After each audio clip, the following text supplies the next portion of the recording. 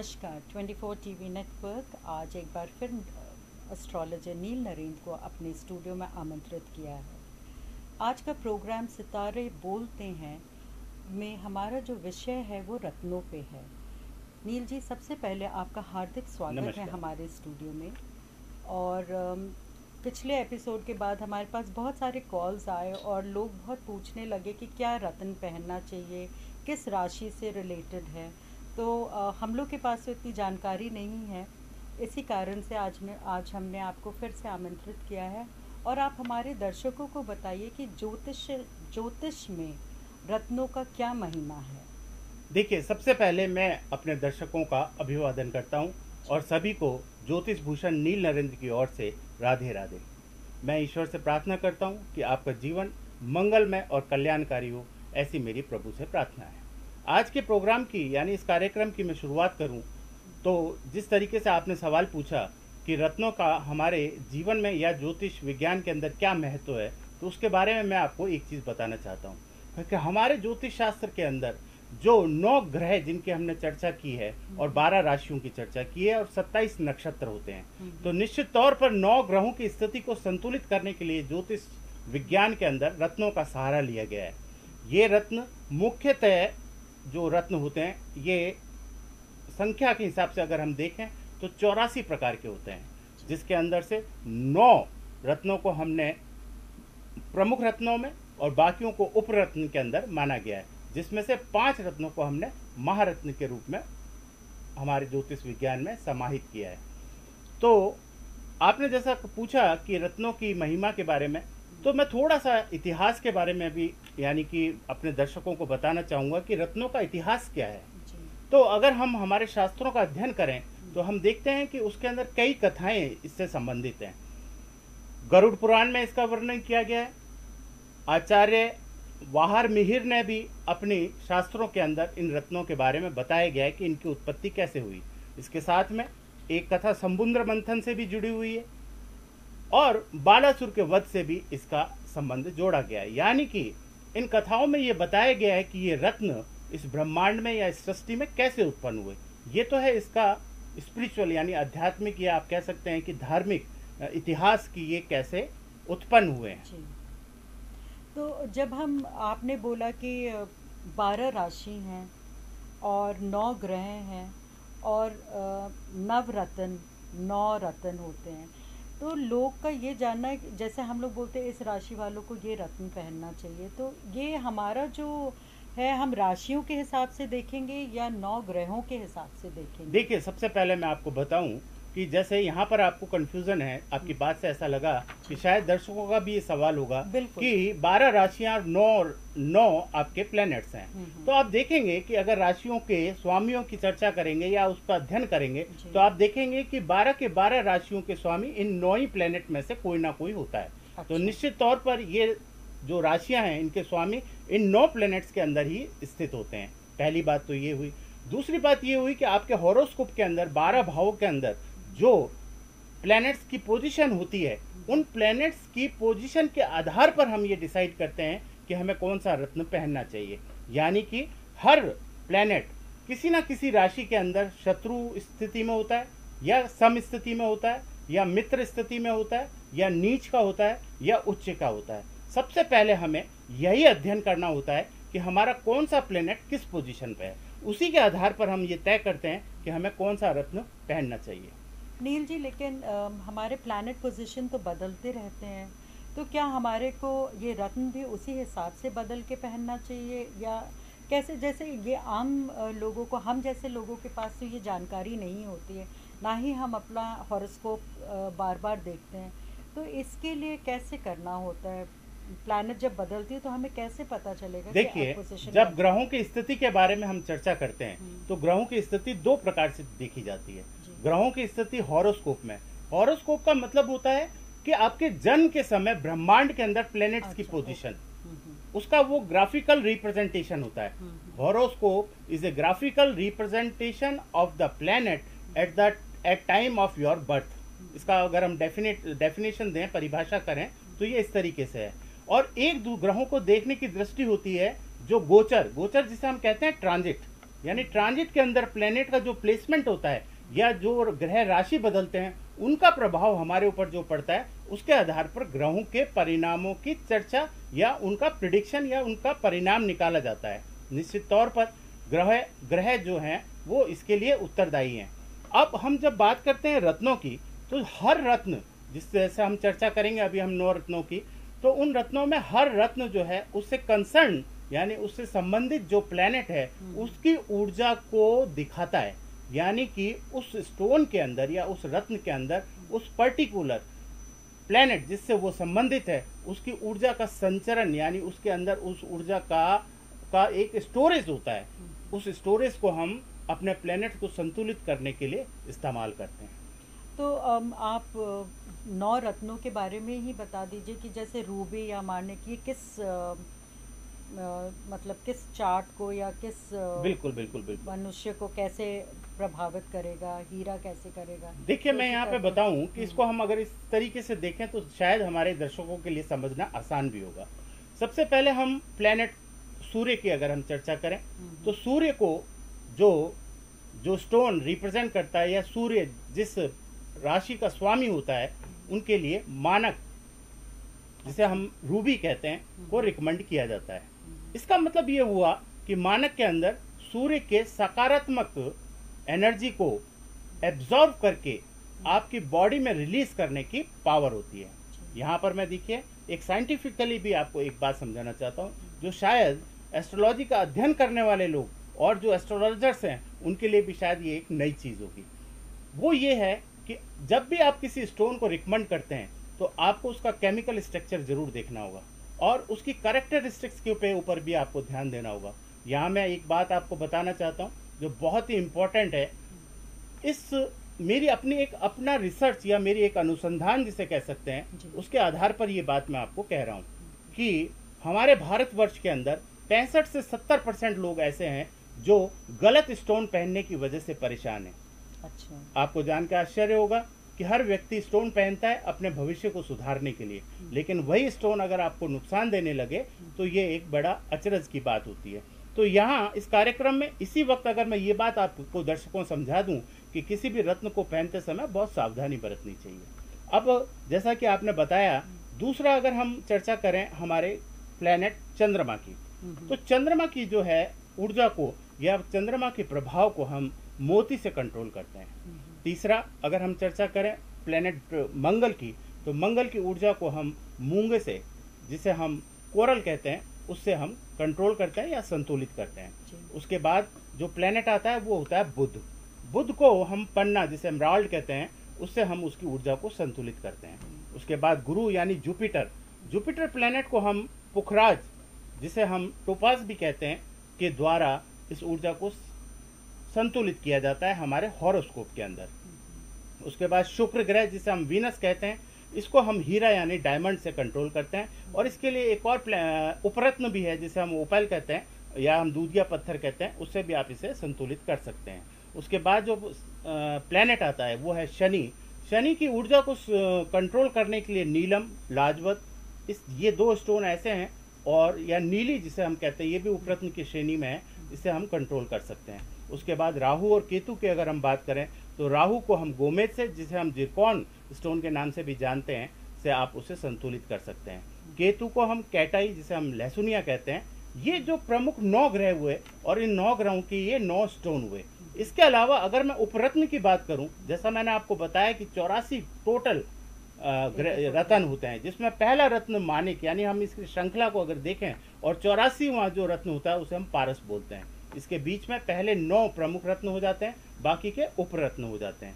तो देखिए, उपरत्नों की अगर हम बात करें यहाँ पर, तो निश्चित तौर पर लाजवत, जिस पर मैंने खुद ने 4 साल का व्यक्तिगत अनुसंधान किया है, लाजवत स्टोन को मैं बहुत ही ज़्यादा ऊपर की श्रेणी में रखता हूँ। ये मेरा व्यक्तिगत मत है। उसके बाद फिरोजा, उसके बाद हकीक और ओपेल और क्रिस्टल, ये जो है उपरत्नों में सबसे महत्वपूर्ण श्रेणी के अंदर आते हैं, जिनका प्रभाव व्यक्ति के ऊपर बहुत ज़्यादा पड़ता है। नील जी, जैसे हम रत्नों के बारे में बात कर रहे हैं, लेकिन ज़रूरी नहीं है कि हर कोई अफोर्ड कर पाए। ये सारी रत्न काफ़ी महंगी होती हैं, तो क्या इसके अलावा भी जैसे उपरत्न भी जो आप बोल रहे हैं वो भी महंगे ही लोग बेच रहे हैं, अगर कोई अफोर्ड नहीं कर पाए तो उस समय उनको क्या करना चाहिए? देखिए, यहाँ पर मैं आपको बताऊं कि आपका जो प्रश्न है वो बहुत अच्छा प्रश्न है, क्योंकि बहुत से लोगों के साथ ये समस्या आती है, जी। क्योंकि कुछ स्टोन इसमें काफ़ी महंगे हैं। हम्म, तो निश्चित तौर पर जो महंगे हैं उनके लिए कुछ उपरत्नों को भी ज्योतिष शास्त्र के अंदर बताया गया है। जैसे हम नीलम की अगर बात करें, जी। तो नीलम का उपरत्न जो होता है उसे हम लाजवत कहते हैं। जी। उसे आप इस्तेमाल कर सकते हैं, वो काफ़ी सस्ता होता है। उसके बाद जैसे हम पुखराज की जब हम बात करते हैं, तो पुखराज काफ़ी महंगा स्टोन है। तो आप उसको उसके लिए दूसरे कुछ स्टोन ऐसे हैं जिनका आप इस्तेमाल करें तो आपको कुछ फ़ायदा हो सकता है। लेकिन मेरा ये मानना है कि किसी भी स्टोन को अगर आप पहन नहीं सकते तो निश्चित तौर पर नकली या सिंथेटिक या जिसे हम कहते हैं आर्टिफिशियल स्टोन का कभी इस्तेमाल ना करें। यहाँ मैं अपने दर्शकों को समझाना चाहता हूँ कि अगर हम रत्नों को संरचना यानी कि उनकी बनावट या उनके कंस्ट्रक्शन या उनको बनाने के तरीके की बात करें तो दो तरीके से हम उसको डिफाइन कर सकते हैं। नंबर वन, नेचुरल स्टोन, और दूसरा आर्टिफिशियल या इमिटेशन जिसे हम बोलते हैं। देखिए, नेचुरल स्टोन का मतलब ये हुआ कि जो प्रकृति से हमें प्राप्त हुआ है, और आर्टिफिशियल और सिंथेटिक का मतलब हुआ जो मनुष्यों के द्वारा बनाया गया है। तो निश्चित तौर पर दोनों के परिणामों में बहुत फर्क होता है। तो मेरा तो दर्शकों से यही आग्रह है कि अगर स्टोन आप ओरिजिनल नहीं पहन सकते तो निश्चित तौर पर आपको किसी और ज्योतिषीय उपाय पर जाना चाहिए। नील जी, हर रत्न भी सब सारी उंगलियों में नहीं पहना जाता है। कुछ कुछ फिंगर्स में कोई कोई रत्न पहना जाता है। इनका क्या कोई रिलेशन है कि ये रत्न इसी उंगली में पहना जाएगा और इस समय पहना जाएगा, इस दिन पहना जाएगा? तो इनका क्या रिलेशनशिप? देखिए, मैं आपको बताता हूँ कि ज्योतिष शास्त्र के अंदर रत्न धारण करने की एक पर्टिकुलर विधि है, हम्म। और उसे विधि को हम पंचांग में होरा या शुभ मुहूर्त या चौगड़िया उसके आधार पर डिसाइड करते हैं। ओके। पहली बात तो ये रत्न पहनने का, और दूसरा रत्न को अभिमंत्रित करना। जो अभिमंत्रित का मतलब ये होता है कि जो आपको स्टोन आपके पास है उसे आप ईश्वरीय ताकत से, अपनी श्रद्धा और अपने भाव से आप उसे अभिमंत्रित करें। यानी कि जो सकारात्मक ऊर्जा जिसकी आपको ज़रूरत है, आप ईश्वर से प्रार्थना करें कि वो इस स्टोन में समाहित हो जाए। ऐसा भाव जब आप करके किसी स्टोन को पहनते हैं तो निश्चित तौर पर वो आपके लिए मंगलमय और कल्याणकारी होता है। दूसरी बात, आपने पूछा कि उसे कौन सी उंगली में और किस तरीके से पहनना चाहिए। तो एक सिस्टम मैं आपको बता दूं कि जैसे अगर ये हाथ है तो पॉमिस्ट्री के अंदर ये उंगली जो है वो बुध को रिप्रेजेंट करती है, इसलिए हम मरकरी फिंगर बोलते हैं। ये जो उंगली है इसे हम अपोलो फिंगर कहते हैं क्योंकि ये सूर्य को रिप्रेजेंट करती है। And this middle one is the finger represents the Saturn planet, Shani को रिप्रेजेंट करती है। और ये जो उंगली जिसे हम इंडेक्स फिंगर कहते हैं ये आपकी जुपिटर को रिप्रेजेंट करती है। उसके बाद इसका नीचे का ये पोर्शन जो अंगूठा और इसके नीचे का पोर्शन है ये वीनस रिप्रेजेंट होता है इससे। और ये दो मंगल हो गया, यहाँ पर केतु हो गया, और ये मून हो गया, और ये आपका यहाँ पर राहु हो गया। अब निश्चित तौर पर ये बात देखने में आती है कि ये मून है तो इस मून के लिए कोई अंगुली नहीं है। तो इस मून और बुध जो है ये एक आपस में बहुत ही कंसर्न प्लेनेट है। इसलिए चंद्रमा की भी कोई अगर हमें स्टोन पहनना होता है तो भी हम उसे मिडिल फिंगर में सजेस्ट करते हैं। और वीनस के लिए अगर कोई स्टोन हो, लिटिल फिंगर के लिए, लिटिल फिंगर के लिए हम करते हैं। और उसके अलावा अगर आपको अपोलो यानी मानिक पहनना है तो यहाँ पहनना होगा अपोलो फिंगर में। अगर आपको नीलम पहनना है तो आपको मिडिल फिंगर में पहनना होगा। अगर आपको पुखराज पहनना है तो इस जुपिटर फिंगर में पहनना होगा। और शुक्र से संबंधित अगर कोई स्टोन है तो आपने देखा होगा बहुत से सेलिब्रिटीज को भी कि अंगूठे में भी लोग स्टोन या अंगूठी या रिंग को पहनते हैं। अगर कोई रिंग पहनना ना चाहे, क्या ये स्टोन्स को ये अपने बैग या पर्स में रख सकते हैं? पेंडेंट के अलावा एक पेंडेंट भी पहन सकते हैं, लेकिन पर्स वर्स में भी रखने से क्या उनको वही लाभ मिलेगा? देखिए, इस बात से मैं थोड़ा सहमत नहीं हूँ, क्योंकि मेरा ऐसा मानना है कि जब तक क्योंकि स्टोन का प्रभाव निश्चित तौर पर जिस तरीका से आप बता रहे हैं वैसे पड़ सकता है, लेकिन उसके अंदर स्टोन जो है बहुत हैवी होना चाहिए। यानी कि अगर मैं आपको कहूँ कि आप लाजवत या मूंगा, इसका आप 1 किलो का कोई स्टोन लेकर के अपने बैग में डाल लें तो निश्चित तौर पर आपको उसका प्रभाव मिलेगा, क्योंकि उसका उतना मैग्नेटिज्म या उसका उतना इफेक्ट होता है। लेकिन जब आप कुछ कैरेट का यानी कुछ ग्राम का या कुछ मिलीग्राम के स्टोन को जब आप पहनते हैं तो निश्चित तौर पर उसका हाथ में टच होना बहुत ज़रूरी है, अच्छा। क्योंकि इसमें सिस्टम ये बोलता है कि ब्रह्मांड से जो एनर्जी रिलीज होती है। देखिए, अब यहाँ पर मैं आपको एक कंसेप्ट और समझाता हूँ जो बहुत इंटरेस्टेड है और उन लोगों के लिए भी इंटरेस्टेड है जो ज्योतिष विज्ञान का अध्ययन कर रहे हैं। देखिए, ब्रह्मांड की जो ऊर्जा है, ये ऊर्जा जो है वो सभी प्लैनेट्स का कॉम्बिनेशन है। निश्चित तौर पर अब आप एक चीज़ सोचेंगे कि जो ऊर्जा पूरे ब्रह्मांड में सभी को मिल रही है, यानी जैसे अगर हम पर्टिकुलरली सूर्य की बात करें जिससे तो सभी देखते हैं, अभी मैं अगर मंगल की बात करूंगा तो हो सकता है कुछ दर्शक ये कहें कि मंगल कहाँ है, पता नहीं है, लेकिन हाँ, सूर्य और चंद्रमा तो दो ऐसे प्लैनेट जरूर हैं जो हमें आंखों से दिखाई देते हैं। इसलिए मैं यहाँ सूर्य और चंद्रमा की बात करूंगा। जब सूर्य की रोशनी सभी लोगों को मिलती है और सामान्य रूप से सूर्य सभी के लिए उगता है, तो फिर सूर्य का प्रभाव लोगों में अलग अलग क्यों है? तो उसका रीज़न ये है कि जिस समय आपका बर्थ होता है उस समय में सूर्य की स्थिति राशि के हिसाब से इस तरीके की होती है कि आपकी बॉडी के अंदर जो आपकी, जिसे हम कहते हैं कि आपकी बॉडी की जो जैविक संरचना है वो इस तरीके से होती है कि सूर्य की पॉजिटिव एनर्जी को एब्जॉर्ब करने की कैपेसिटी उसमें नहीं होती। निश्चित तौर पर ऐसी स्थिति के अंदर आपका सूर्य कमजोर होता है। जहां व्यक्ति सूर्य की पॉजिटिव या सकारात्मक ऊर्जा को अपने अंदर एब्जॉर्ब करने का कैपेबल होता है, उन लोगों का सूर्य स्ट्रांग होता है। तो जब आपका सूर्य सही नहीं है तो उसे आपको एनहेंस करने के लिए आप फिर उन स्टोन्स का यूज करते हैं। नील जी, क्या रोगों को भी रत्नों के द्वारा क्योर किया जा सकता है? बीमारियों को अम, ठीक किया जा सकता है रत्नों बिल्कुल के बिल्कुल द्वारा? बिल्कुल, आपने ठीक कहा कि देखिए, हमारे ज्योतिष शास्त्र के अंदर रोगों के निवारण के लिए रत्नों का बहुत ज़्यादा इस्तेमाल किया गया है। यहाँ मैं एक बहुत अच्छी बात आपको और बताता हूँ अच्छा। कि ज्योतिष शास्त्र का आयुर्वेद विज्ञान से बहुत गहरा संबंध है। अच्छा। पुराने समय में रत्नों की भस्मों को बहुत ही असाध्य रोगों के में इस्तेमाल किया जाता था। असाध्य रोगों को ठीक करने के लिए इस्तेमाल किया जाता था। निश्चित तौर पर क्योंकि अब ये स्टोन काफ़ी महंगे हैं तो इनकी भस्म को इस्तेमाल करना हर आदमी के लिए बस की बात नहीं है, इसलिए ये विधा जो है वो धीरे धीरे कम होती चली जा रही है। अब अगर हम बात करें ज्योतिष में या रोगों में आपके स्टोन की क्या महिमा होती है या क्या उसका रोल होता है, तो मैं यहाँ आपको बता दूं कि हर प्लेनेट किसी न किसी शरीर के अंग को रिप्रेजेंट करता है। हम यहाँ सूर्य और चंद्रमा की ही बात करते हैं।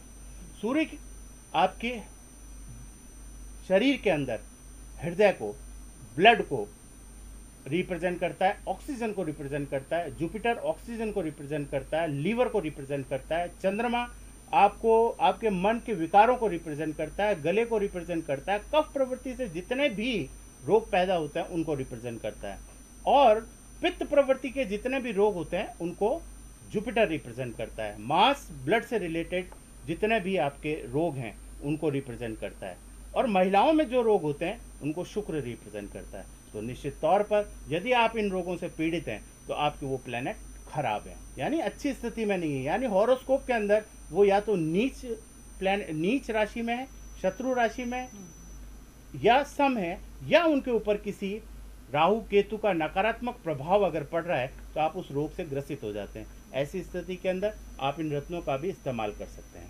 नील जी, सारे बीमारियों के बारे में तो नहीं, लेकिन जो आजकल जो मैक्सिमम बीमारियां हो रही हैं वो एक तो हार्ट अटैक, डायबिटीज़, एंजाइटी।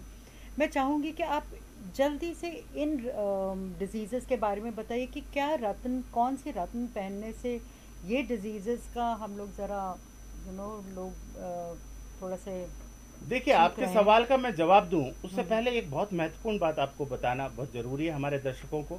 वो ये है कि जब भी दर्शकों आप कोई भी स्टोन परचेज करते हैं तो सबसे पहले आप ये ज़रूर देख लीजिएगा कि वो स्टोन का से रिलेटेड जो प्लेनेट है वो आपकी कुंडली के अंदर योगकारी होना चाहिए। अगर वो योगकारी नहीं है और आपने उसका स्टोन पहन लिया तो वो बजाय फ़ायदा करने के आपको नुकसान कर देगा। ये एक बहुत महत्वपूर्ण है और बहुत ही सिद्धांतिक है, इस बात को आप नज़रअंदाज नहीं कर सकते। दूसरी बात, जैसा आपने सवाल किया कि डायबिटीज़, हार्ट और ये जैसे एंजाइटी और ये डिप्रेशन, ये एक नॉर्मल आजकल बहुत ज़्यादा हो गया है, तो इसलिए हम इस पर चर्चा करेंगे। अगर मैं हृदय रोग की बात करूं तो हृदय रोग का जो सबसे बड़ा कारक तत्व है वो है सूर्य प्लेनेट, मंगल प्लेनेट और चंद्रमा। तो निश्चित तौर पर आप सूर्य के उपाय रत्नों के जरिए अगर करते हैं तो आपको इसमें बेनिफिट मिलता है। दूसरा, अगर मैं डायबिटीज़ की बात करूं तो डायबिटीज़ में डायबिटीज़ 1, डायबिटीज टाइप 2, टाइप 1 जो होती हैं, इसके अंदर जो इसका सबसे मेन कारण यानी कॉज जो है वो जुपिटर प्लेनेट है। तो जुपिटर प्लेनेट का मतलब ये हुआ कि अगर जुपिटर की स्थिति आपके हॉरोस्कोप में योगकारी है तो उस एनर्जी को एनहेंस करने के लिए आप पुखराज पहन सकते हैं। लेकिन दर्शकों, आप ये बात ध्यान रखना कि अगर आपकी बृहस्पति की स्थिति आपकी कुंडली में ठीक नहीं है और आपने अगर पुखराज को धारण कर लिया तो निश्चित तौर पर आपको उसके नकारात्मक परिणाम देखने होंगे।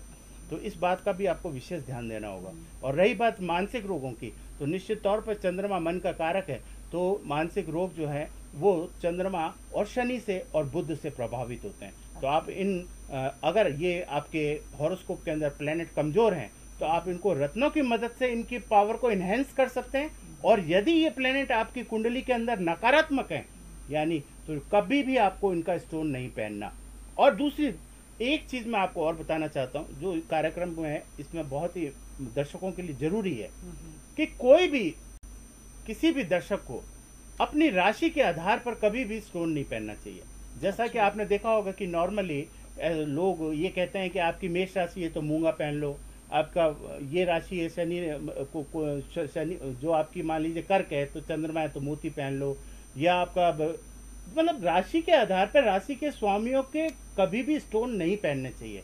देखिए, बाय डिफॉल्ट अगर वो आपकी कुंडली में अच्छे हैं तो आपको परिणाम अच्छे मिल जाएंगे, लेकिन अगर आपकी राशि के स्वामी की स्थिति आपके हॉरोस्कोप के अंदर ठीक नहीं है और आपने उसका स्टोन पहन लिया तो निश्चित तौर पर वो आपकी बर्बादी का कारण बनेगा। क्या रत्न पहनने के लिए भी कोई विधि विधान है या ऐसे ही आप पहन सकते हैं? देखिए, रत्न धारण करने के लिए मेरा ऐसा मानना है कि जब भी आप ये सोचें कि मुझे रत्न के द्वारा अपने कुछ ग्रहों को संतुलित करना है तो निश्चित तौर पर आपको किसी विद्वान या किसी ज्योतिषाचार्य से जरूर संपर्क करना चाहिए। वो आपके हॉरोस्कोप के अंदर ग्रहों की स्थिति को देख करके बताएगा कि आपको कौन सा स्टोन पहनना है या नहीं पहनना। मान लीजिए उसने कोई स्टोन आपको सजेस्ट किया तो उसके बाद उसके कुछ नियम होते हैं। नियम में आपको क्या देखना है कि जब आप स्टोन परचेस करते हैं तो आपको उसकी ऑथेंटिसिटी पे भी गौर करना होगा। देखिए, जब भी जो नॉर्मल आपका जो स्टोन होता है यानी जो नेचुरल जिसे हम ओरिजिनल स्टोन बोलते हैं, उसकी 3 या 4 प्रमुख खासियत होती है। दर्शकों, अगर आप उस पर ध्यान दें तो आपको बहुत जल्दी पता लग जाएगा कि ये ओरिजिनल स्टोन है या नहीं। पहली चीज़ तो ये है कि जो ओरिजिनल स्टोन होता है उसमें कलर कभी भी रेगुलर नहीं होता, यानी कि आपका आर्टिफिशियल या इमिटेशन का जो स्टोन होगा वो पूरा स्टोन एक ही कलर का होगा।